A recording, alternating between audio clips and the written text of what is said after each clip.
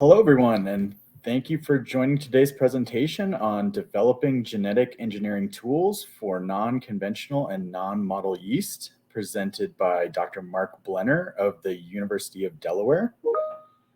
To see Dr. Blenner's complete bio, you may click on his name in the presenter window. I am David Stegemeyer, the Senior Market Development Manager for GenScript's CRISPR Services portfolio, and I will be your moderator for this presentation.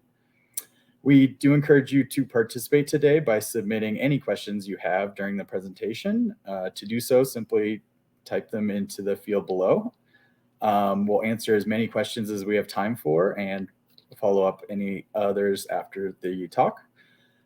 If you may also submit any technical issues you have there as well if you're having any trouble hearing or seeing the presentation. So with that, we thank Dr. Blenner, and you may now begin your presentation.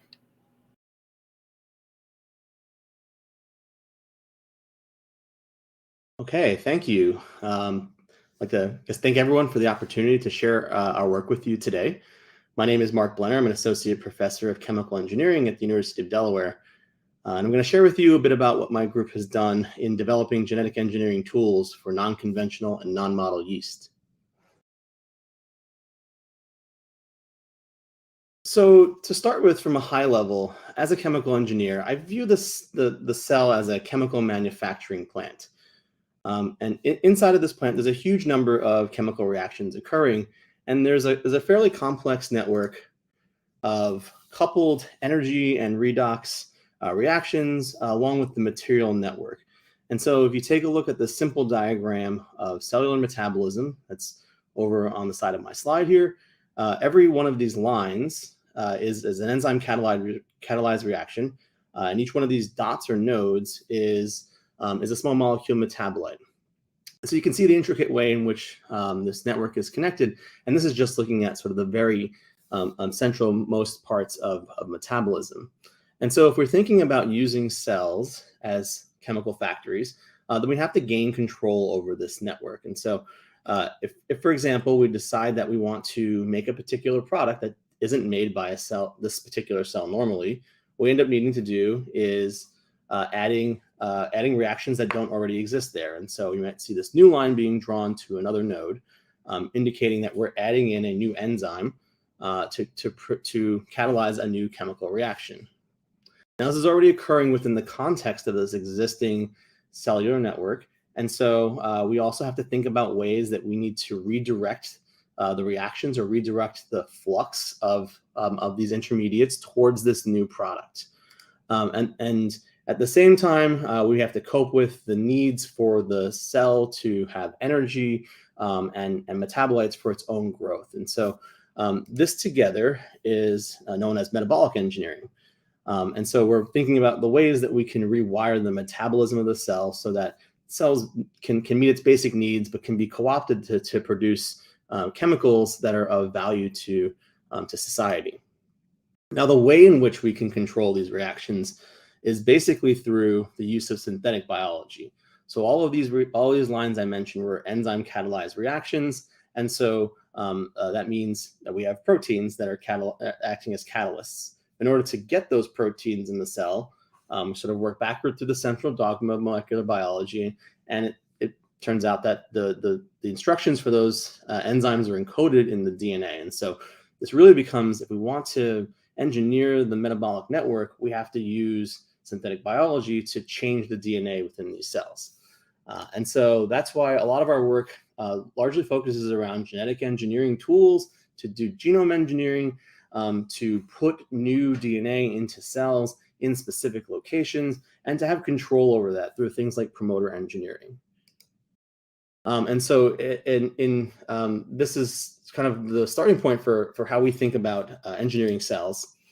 And so we're often starting new projects with the question of what kind of cell, what kind of microorganisms should we use, right? So we choose microorganisms as they're just easy to handle, they're cheap to grow, they're scalable. And so much of the research in this field has been founded on using model systems like E. coli and Saccharomyces cerevisiae, because we've had the genetic tools available to engineer those kinds of organisms. To our point of view, we choose to focus a lot on non-model hosts, where we have less established genetic engineering tools, but these organisms tend to have more useful complex phenotypes. And so things like product tolerance, tolerance to extreme conditions are often not characteristics we find in these model hosts. And so it's a lot harder, in our opinion, to engineer these model hosts to do some of these more complex things than it is to find organisms that naturally do these complex things and develop the tool sets so that we can do the genetic engineering to get them to make a particular product or to use a particular substrate. And so our projects often start with either a search through the literature, and more recently we've been accessing and developing our own culture collections, as well as going even into the environment to look for novel microbes that have really interesting properties for bioproduction. And my lab is still originally and is still interested in oleochemicals as a product. And so this is a class of molecules that's largely derived from petroleum, as well as unsustainable biological sources. The applications are really wide, from fuels to materials to personal care and detergents. And it turns out that there's a class of organisms called oleaginous yeast that have evolved this complex phenotype of being able to produce a lot of lipids, which would be precursors for these oleochemicals. And so the evolution of these oleaginous yeast has really created a well-optimized system that nature created, that is well adept at making a lot of the precursors that are really important for making fatty acids, which are then the precursors for making oleochemicals. And so we've focused most of our work in my lab so far on oleaginous yeast. And our favorite oleaginous yeast, which is sort of the original one that my lab worked with, is called Euroia lipolytica.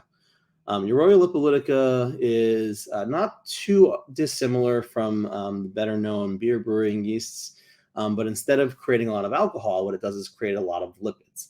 And so the other reasons we really liked Euroia lipolytica as a starting point for our work are listed here.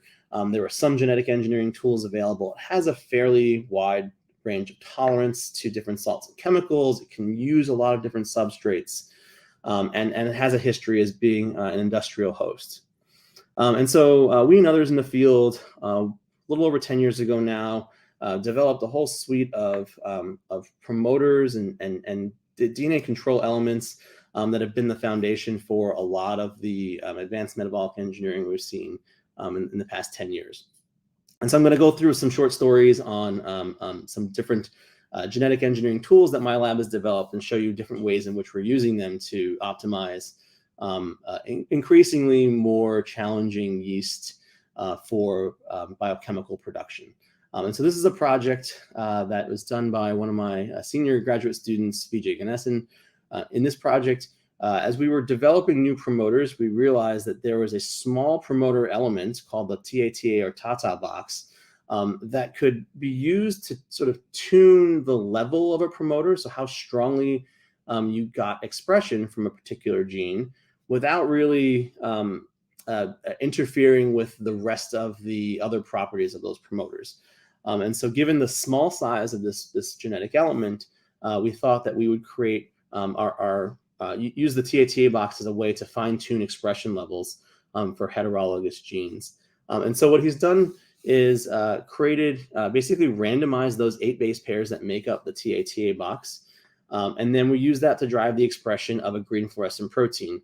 And then we can use something called back sorting to allow us to identify random sequences, random 8 base pair sequences, which gave, in the context of a promoter, which gave rise to either high, medium, or low levels of expression of this green fluorescent protein.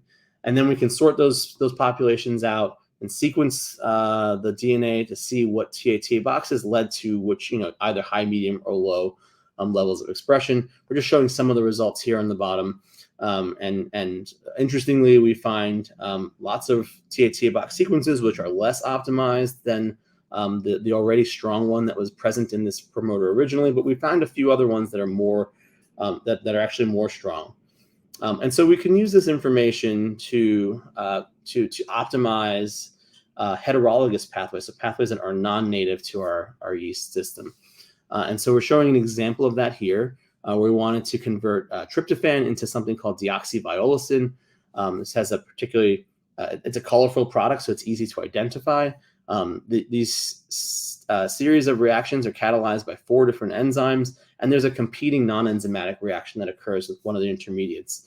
And so this is not too uncommon to find this sort of nonlinearity in reaction networks.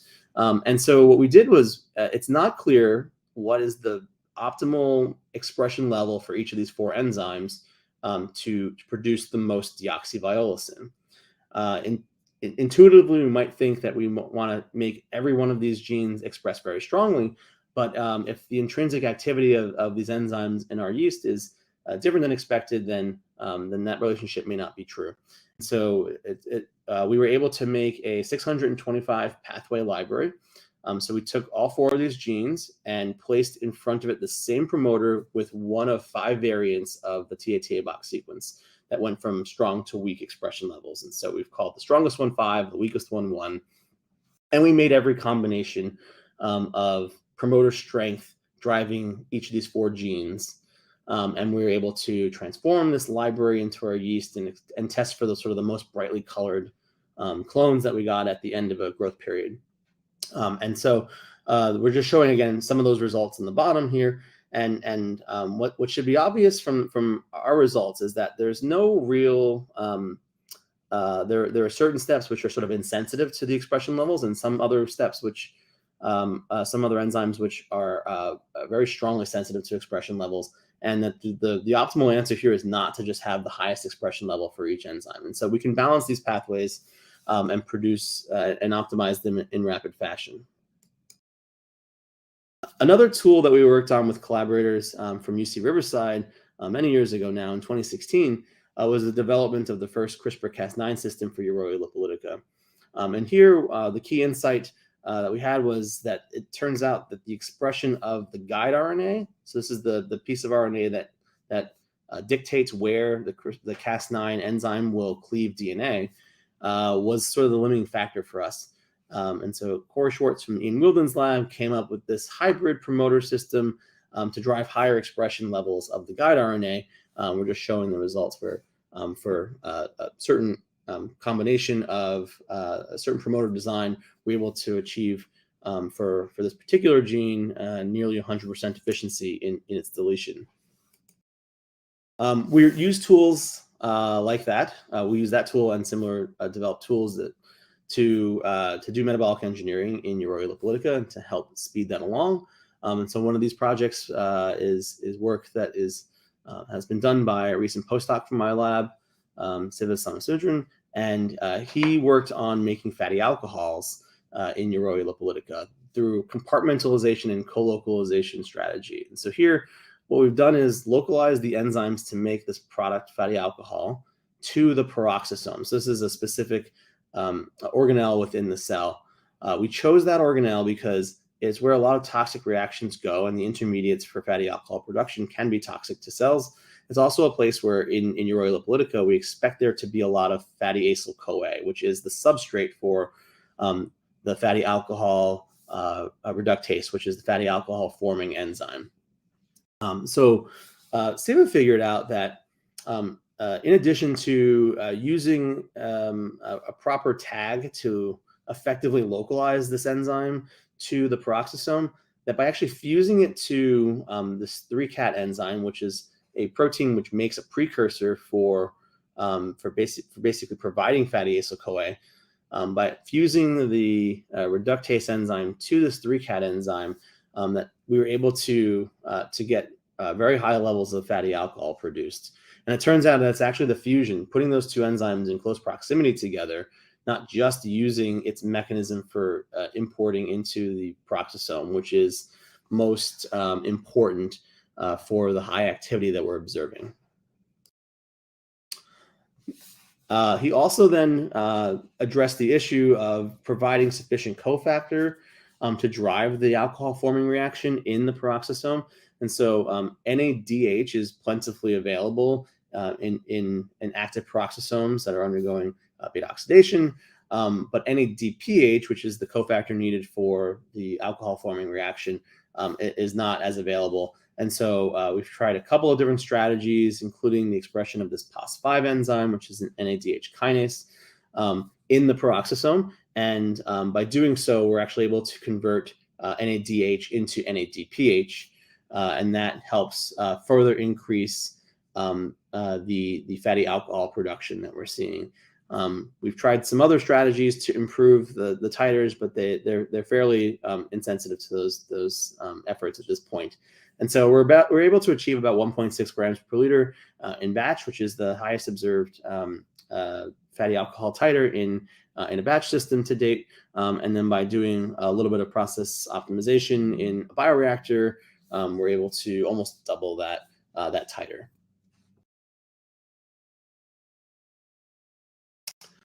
Now, the thing that makes Uroa lipolytica good at producing oleochemicals like fatty alcohols is its ability to produce the precursors in high flux.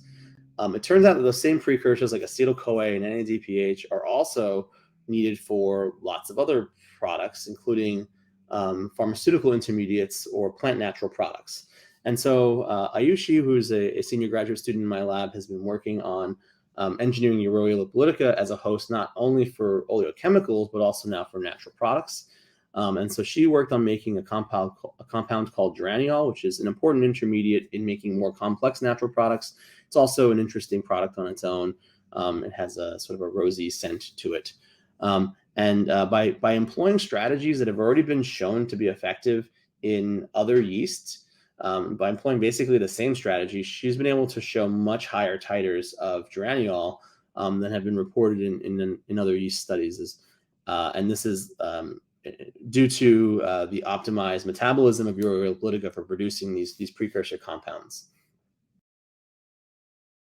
So going back a few steps here, we were able to build on the CRISPR-Cas9 tool, not only for metabolic engineering, but also for doing functional genomics. And so providing a deeper understanding of the function of all of the genes in the genome of Uroa lipolytica. And so this experiment was led again by our collaborators at UC Riverside and a graduate student then named Corey Schwartz. And so what he did was they took the Uroa lipolytica, and as a control, it was sort of the wild type Uroa lipolytica, and they integrated Cas9 gene and also integrated Cas9 and in a Ku70 knockout. So this Ku70 knockout is unable to do a certain form of DNA repair called non-homologous end joining. And if you then transform into these cells plasmids that are contain the guide RNAs for targeting either an essential gene like ACC1 or non-essential gene like this D17 pseudogene or non-targeting control, you get different behaviors out. And so for the Cas9 containing Uroa lipolytica, if you have a guide RNA for an essential gene, then if it's functioning, it will create an indel, a mutation in that gene. And because it's essential, if that mutation eliminates its function for introducing frame shifts and premature stop codons, then as you grow these cells, these cells can't grow, right? They're lacking this essential gene for growth. Whereas for a non-essential gene, it should have very little impact on the growth. And so that's what we see in sort of this test study here. The non-targeting template has no significant effect. The essential gene is eliminated in the Cas9 strain, and the non-essential gene is still present. What we see in this Cas9 Ku70 knockout is we're basically assessing the ability for these guide RNAs to functionally cut cut at all the gene of interest. And so because the cell no longer has its dominant mechanism for repairing these double-stranded DNA breaks, any guide RNA that leads to a functional cut of the DNA will basically be a lethal phenotype. And so you eliminate those cutting guide RNAs from the library. So we took this concept, built it out to genome scale, and so we've made 6 guide RNAs for every single gene for all slightly over 8,000 genes in the ureolipolytica genome, and so made about 50,000 or so guide RNAs, and transformed them into each of these 3 yeast strains. We're able to then take that library or that pool of cells. We grow them in cultures and passage them every 2 days, and so we're giving cells a chance to grow, and so cells that have lost the ability to grow because we've knocked out an essential gene in the Cas9 strain or in the Cas9 Ku70 knockout strain because we have functional guide RNAs that are cutting the genome. Those end up being sort of de-enriched or lost as we grow cells farther out. And so that's what we're showing on this slide is going from day 2 to day 4, we start to see enrichment for cells that contain either guide RNAs that did not functionally cut the genome, or that cut the genome and caused the mutation in a non-essential gene which did not affect its growth. If you affect the growth, so these negative cutting scores and negative fitness scores indicate sort of more effective cutting or a more essential gene. And so things that are more essential and cut well will start to shift down to the bottom left quadrant. And so we can basically tally up by high throughput DNA sequencing, we can tally up the number of these guide RNAs we see after we do some growth.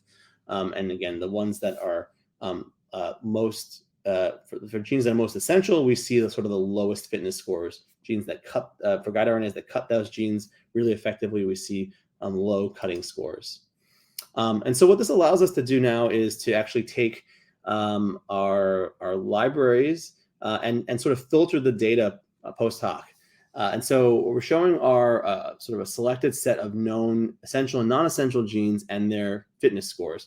And so if you didn't do any filtering based on the ability of the guide RNAs to effectively cut those genes, we would have we would identify a number of known essential genes as looking like they're non-essential.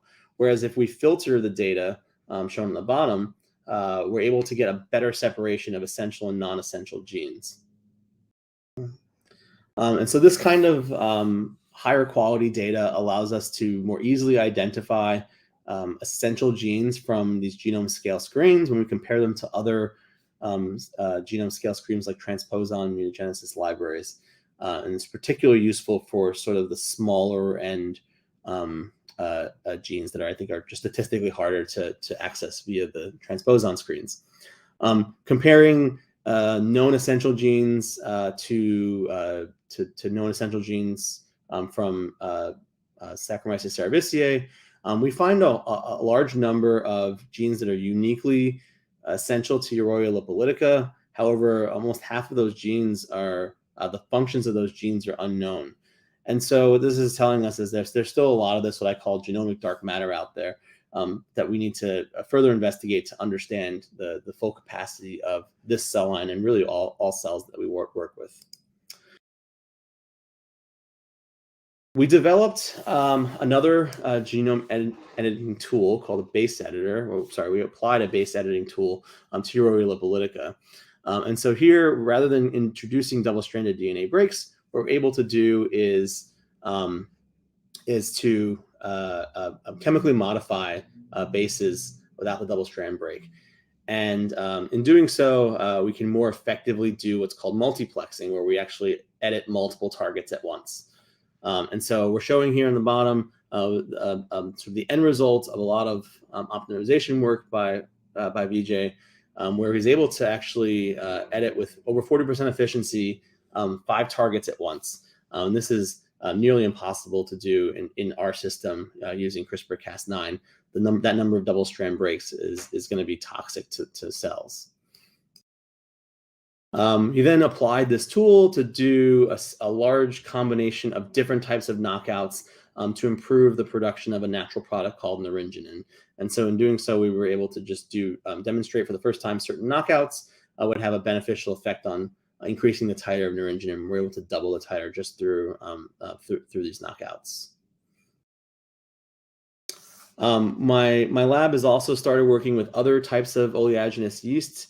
and non-model systems such as cutaneotrichospore and oleaginosis. And so we got interested in using lignin as a substrate for driving bioprocesses. And so we went through a long screening process in this paper cited here, identified this particularly interesting yeast, and characterized its ability to use the aromatic compounds that come from lignin depolymerization. And the reason I mention this is I wanted to bring up one last topic, which is our recent work in plastic waste valorization. And so here we sort of saw an analogy between the lignin valorization work we were doing and the similar thought process around the need to deconstruct plastic waste. You have a variety of compounds that a biological system is probably very well suited for funneling into a small number of key intermediates and then rebuilding into more valuable things. And so in a project with collaborators at Iowa State who worked on thermal depolymerization of mixed plastic waste, we were able to get this this sort of waxy substance in the middle of my slide here, this nasty mixture of different hydrocarbons, various oxidation states, and we're able to find a way to biologically upgrade it. There's a paper referenced on the side of the slide here for screening a number of different oleaginous yeasts and other yeasts that are known to that are already used in biotechnology, and we identified Candida maltosa as being the most useful for this application. Here we're just showing that we can evolve it to grow faster on this particularly nasty substrate, and that we can use a variety of different lower value medias to drive its growth.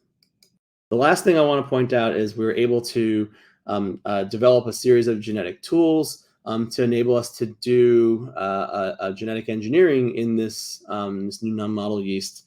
We're showing here a couple of different examples.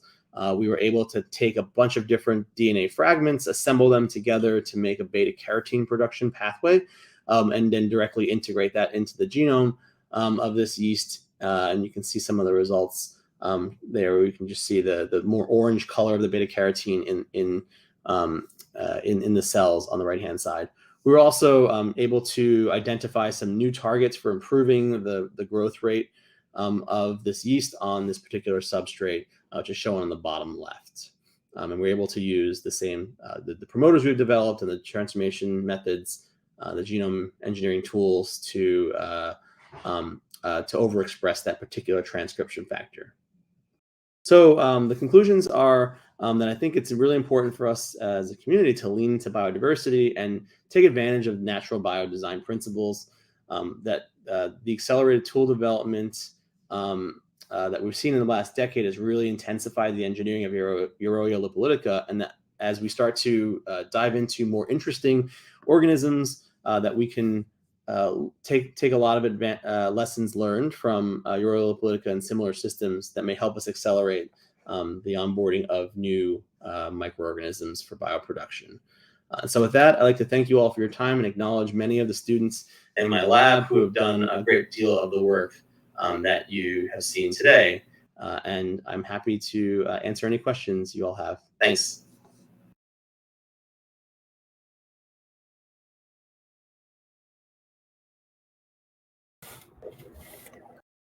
All right, thank you, Dr. Blenner, for that excellent presentation.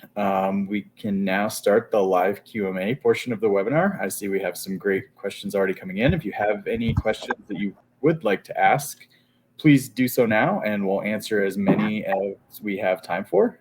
So let's get started. Our first question today for Dr. Blenner is, how can the advances in genomics and synthetic biology, particularly in the context of microbial engineering for value-added product production, be applied to the fields of cancer biology and immunology to enhance our understanding of cancer cells, immune responses, and potentially develop innovative therapeutic approaches? Great. Can you hear me? Yes. All right, great. Thanks for the question. It's an interesting one, and I'm not an expert in cancer, so I'll qualify my answer with that. But I think the way we look at a cell for biochemical production is to view it as from the perspective of its metabolism, and cancer in particular has may have some genetic origins, but really has a lot of manifestations, from my understanding, in its metabolism. And so I think understanding the ways in which the cell's metabolisms are altered in diseases like cancer may provide some alternative routes, either through things like gene editing or drug or more standard drugs to intervene with the way the cell has rewired its metabolism for optimal growth. Excellent. Thank you. And let's see. What metabolic engineering applications are better suited for base editors rather than a CRISPR-Cas9 system? Yeah, thanks again for another really interesting question. So, the base editors are so there's a lot of the CRISPR-Cas9 technology is fairly versatile. The base editors allow us to work without the need for creating double-stranded DNA breaks. And so there's a few applications where the base editors probably have an advantage. One is when we want to make a lot of simultaneous or multiplexed edits. And so we have the need to, for example, knock out um, 4 or 5 or more genes simultaneously. Then the base editors are going to have an advantage, simply for the fact that each double strand break we make is the double strand breaks are toxic to cells, and repairing those, if you have more breaks, it's going to be harder to repair all of them on any given cycle. So that's one application where I think it has advantages. The other is likely in scenarios where repairing double strand breaks, often we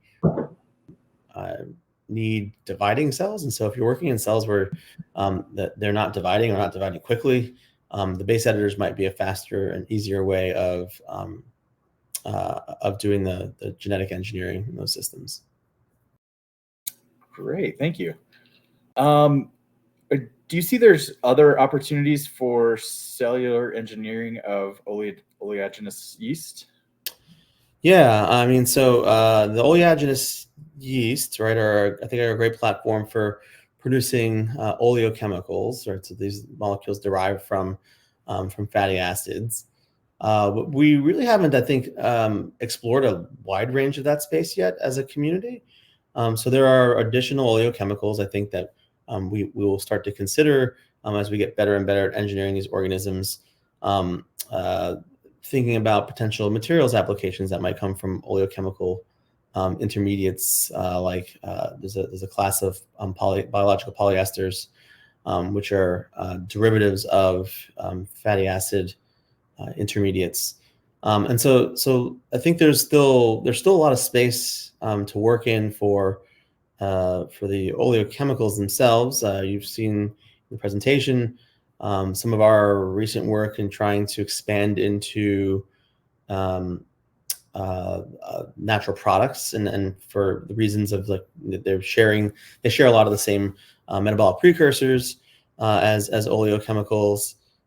Seeing a growing number of companies and labs working on other hydrophobic products that are related to oleochemicals, and so there's advantages in using oleaginous yeast in that they're able to remove these potentially toxic compounds from the cytoplasm through sort of like an extraction process, essentially. So you have these fat droplets that are able to kind of extract and absorb up these hydrophobic molecules that are made inside of cells. And so I think there's probably far more opportunities that haven't been explored yet in both of those areas, in hydrophobic compounds, as well as in natural products. And I think the oleaginous yeast generally have fairly good protein secretion mechanisms, and so I'm expecting to see more progress in that space, producing secreted enzymes and proteins in the near future. Excellent, thank you. Well, I see we actually have a lot of questions coming in, and I think we're up against the time limit here, so we will do our best to get those answered remotely after the talk.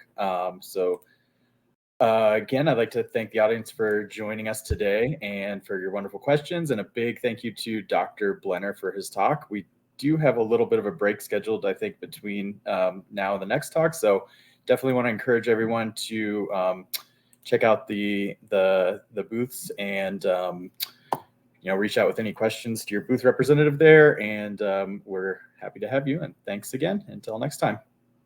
Bye.